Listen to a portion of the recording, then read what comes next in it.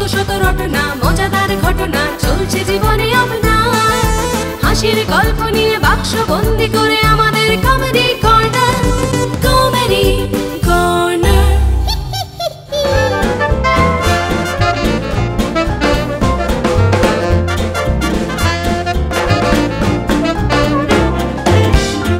সবাই ভোটে দাঁড়িয়ে পাবলিকের ভোট পাবলিকের সমর্থন পেয়ে নেতা হয়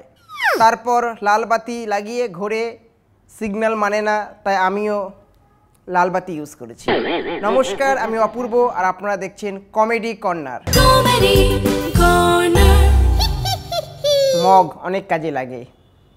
চান করতে ওটা করতে খেতে যাই হোক প্রথমে আমি কথা বলবো 10 টাকা নিয়ে একটি 10 টাকার নোট জাল কিনা কি করে বুঝবেন আই রিপিট 1 সেকেন্ড কাকা একটু ভালো করে শুনুন একটু মোবাইলের সাউন্ডের ভলিউমটা বাড়িয়ে নিন আরে কাকা একটু ভালো করে শুনুন মোবাইলের সাউন্ডটা একটু বাড়িয়ে নিন একটি 10 টাকার নোট আসল কিনা কি করে বুঝবেন ভাবুন ভাবুন ভেবেছেন আরে বেশি করে ভাবুন এখন ভাবতে পারেননি 10 টাকাটিকে ভাঁজ করুন প্রথমে তারপর হাতুড়ি দিয়ে তার উপরে বাড়ি মারুন যদি গান্ধীজির চশমার কাঁচটি ভেঙে যায় তাহলে ওটি জাল এরকমই একটি এটিএমে একটা সুন্দরী মেয়ে ঢুকেছে অনেকক্ষণ তো দাঁড়িয়ে আছে দাদুও ঢুকলো এটিএমের ভিতরে তা মেয়েটি বলছে এক্সকিউজ মি দাদু আমার ব্যালেন্সটা একটু চেক করে দেবেন সঙ্গে সঙ্গে দাদু মেয়েটিকে ধাক্কা দেয় মেয়েটি নিচে পড়ে গেল একই রে মা তোর ব্যালেন্স তো একদম নেই রে তা এই দাদু তার পাড়ার আর এক দাদুর সাথে রাত্রিবেলা